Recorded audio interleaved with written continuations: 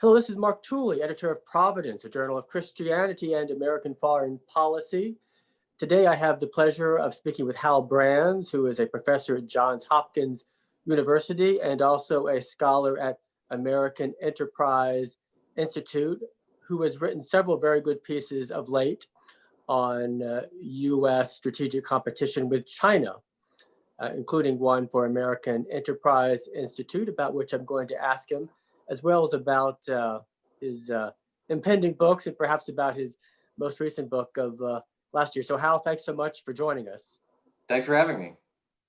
In your AEI piece, you speak of America's competition with China being a clash, not just of interests, but also of systems. What do you mean by that?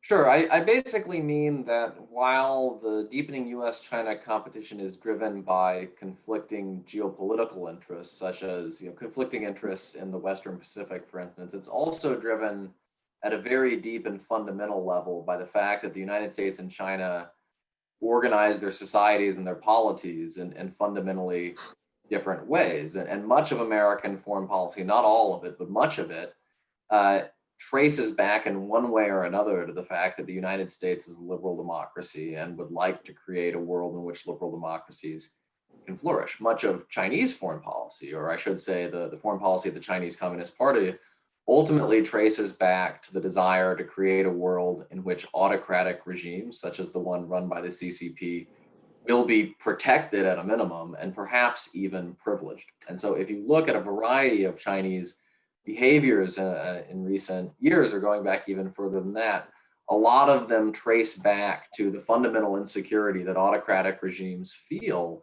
in a world that is led by a democratic superpower. You say that looking at the strategic competition with China strictly through a quote unquote realist lens is perhaps not sufficient unto itself. And really, the competition should be seen through a lens of regime realism. What is the distinction between the two? Sure. So realism is a school of thought. It's a theory of international politics based on the idea that power, relative power, and power shifts are really what drive conflict in the international system. And the great predictive insight that realism brings to bear when it comes to Chinese foreign policy is that it's utterly predictable that as a country like China sees its power rise dramatically over the past 30 years, it would become more willing to use that power to shift the international system in ways conducive to its own interests. I think where realism falls short in explaining Chinese behavior is that China would probably behave differently if it had a different type of regime. So if China were not governed by an autocratic regime, it would show far less interest in changing the way that international organizations understand human rights. It would show far less interest, I think, in defending embattled authoritarian regimes in places from Latin America to Southeast Asia. And it would certainly show far less interest in touting the virtues of Chinese governments or the perceived virtues of Chinese government as an argument against liberal democracy and in favor of the sort of autocratic capitalism that the CCP practices. And so I argue that the idea of regime realism comes in because you absolutely have to take power realities and changing power dynamics into account in explaining the increasingly assertive turn in Chinese behavior, but that only gets you part of the way. And if you want to understand why China behaves the way it does, and in fact, why it sometimes behaves in self-defeating ways, a lot of that traces back to the nature of the regime. And on a related point, you note that the US is a threat to the Chinese regime, not because of anything it actually does, but intrinsically because of who we are as a democracy. If you could expound on that. I think the way I would phrase this is that it's very difficult for the United States not to threaten the Chinese Communist Party. It's very difficult for the United States to reassure the Chinese Communist Party. The Chinese Communist Party believes, not entirely wrongly, that American officials will never see an autocratic, self-described socialist regime as being fully legitimate because it does not fully derive from the freely given consent of the government. They're not wrong about that. I mean, for a long time, American policymakers made clear their hope that China would evolve in a more liberal direction that would presumably be bad news for the CCP. I would simply point out that that tension is essentially inherent in the clash between US and Chinese governing models. It's very difficult for American policymakers and for Americans writ large over a long period of time to have the sort of relationship with an aspiring autocratic superpower that they would have with an aspiring democratic superpower. And moreover, it's not just what the US government does that is threatening to the Chinese Communist Party, it's what American civil society does. And so there's a wonderfully illustrative incident almost a decade ago where the New York Times and Bloomberg did some wonderful reporting on corruption within the Communist Party elite and even within the family of Xi Jinping. And the response of the Chinese government was to allege that the United States was trying to undermine the Chinese regime. Now, this wasn't the result of anything the US government did. It was simply the functioning of a free press in the United States. And that gives you a sense how things that we think of as kind of normal functions of American society can be perceived as threatening by an entrenched autocratic government. Now, we commonly think of China as being endlessly assertive and confident, but you note that it suffers from the insecurities of an illiberal autocracy. What does that mean? It simply comes back to the point I made a second ago, which is that autocratic rulers realize in many ways that there is no retirement plan, that staying in power is essentially a life or death proposition for them. And so there's always a degree of insecurity built into that situation. Moreover, Chinese leaders believe, again, not entirely wrongly, that 30 years of American policy toward China was premised on the idea that the United States could subtly but unmistakably move China in a more liberal direction. This was the point of the American engagement policy that the United States followed for 25 years after the Cold War. The idea that economic engagement with China would not simply draw China into an international system, which it would then come to support, but that it would also hasten political liberalization within China. And so there is a deep residue of insecurity on the part of the Chinese Communist Party,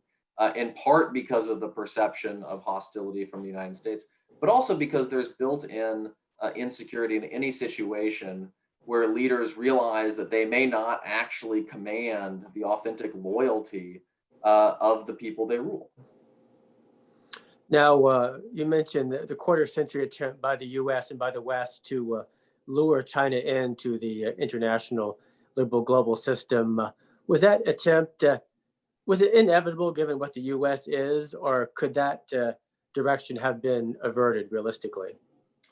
I think realistically, it's hard to imagine a scenario in which the United States would not have tried to engage China in some way after the end of the Cold War. I mean, it wasn't simply naive pie in the sky thinking that led us to hope that we could draw China into the international order and encourage the liberalization of that regime. Remember, these decisions were made during the 1990s and early 2000s. This was at a time when the so-called third wave of democratization was reaching its peak. It was a time when a variety of countries around the world had in fact democratized after reaching a higher level of socioeconomic achievement. And so it wasn't foolish to think that something similar might happen in China. It especially wasn't foolish to think that because we had seen something like that scenario play out during the 1980s. In some ways, this was the backdrop to the unrest that preceded the Tiananmen Square massacre. But as that massacre indicated, the Chinese Communist Party proved to be pretty resourceful and pretty ruthless in its willingness to put down challenges to its own power. And it essentially used the prosperity that it was able to deliver in part through its membership in the global economy to buy off dissent, to essentially create a new social compact in which Chinese citizens would become more prosperous than ever before, so long as they stayed out of politics and so long as they did not challenge the political supremacy of the CCP.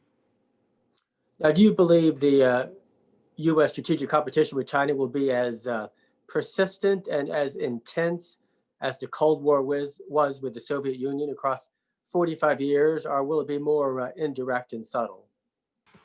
It's hard to put sort of a precise length or a precise expected length on the US-China rivalry. I think it could be quite protracted. I think it could be quite enduring. I think that the conflicts of interest and the conflicts of values that are at the heart of that competition are likely to prove somewhat intractable, at least until the balance of power shifts in a significant way or until the nature of the Chinese regime changes. That's not to say that I think the United States should be pursuing a strategy of regime change. I think that would actually be quite dangerous and inadvisable. But I do think that American leaders should understand that there is a certain built-in tension in the relationship that comes from the nature of the regime. In terms of the intensity of the competition, I think it will wax and wane over time. This was true of the Cold War, by the way. The Cold War in the 1950s and early 1960s was much more intense than the Cold War of the late 1960s and 1970s. The nature of long-term competitions is that they do tend to wax and wane in terms of their volatility over time. And I think it's likely that we would see something similar in a protracted US-China competition. Your last book, Lessons of Tragedy, makes some points that seem to relate very directly to the US-China strategic competition. What were its major premises?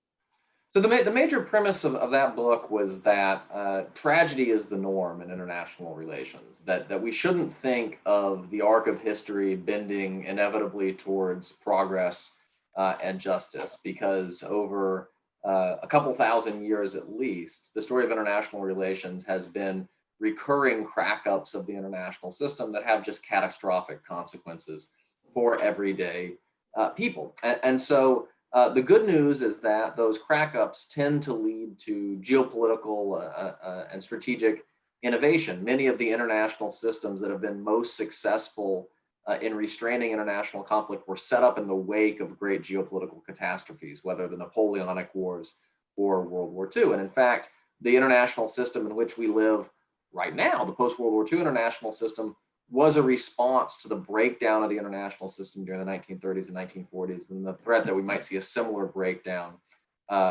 due to the Soviet threat in the late 1940s and after. And that system has been wildly successful in bringing about the relatively peaceful, prosperous, and democratic world that we inhabit today. But unfortunately, that success can breed complacency. It can make us forget all of the efforts and exertions that are necessary to maintain international peace and security in the first place. And so that was the essential thrust of that book. And finally, Hal, are you overall confident and hopeful that the United States has the internal resources and character to prevail in this competition as it has in previous competitions?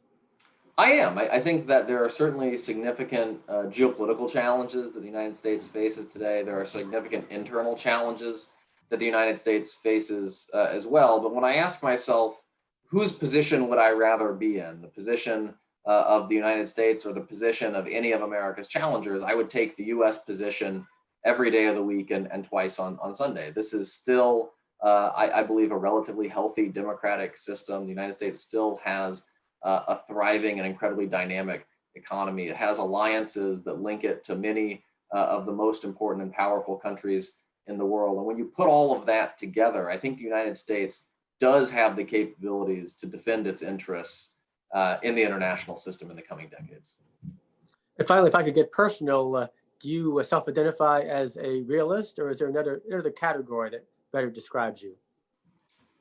I've never really thought of myself in those terms. That's perhaps because I was trained as a historian rather than a political scientist. As I mentioned earlier, I think that realism brings tremendous insights to bear on what drives parts of international conduct in the global system, but it's an incomplete school of thought. And so if you want to understand what drives great powers, and if you want to think about how the United States can best make itself secure, you have to have a focus on values that unfortunately realism too often leaves out. Hal Brands of Johns Hopkins University and American Enterprise Institute, thank you so much for a very informative conversation. It was my pleasure.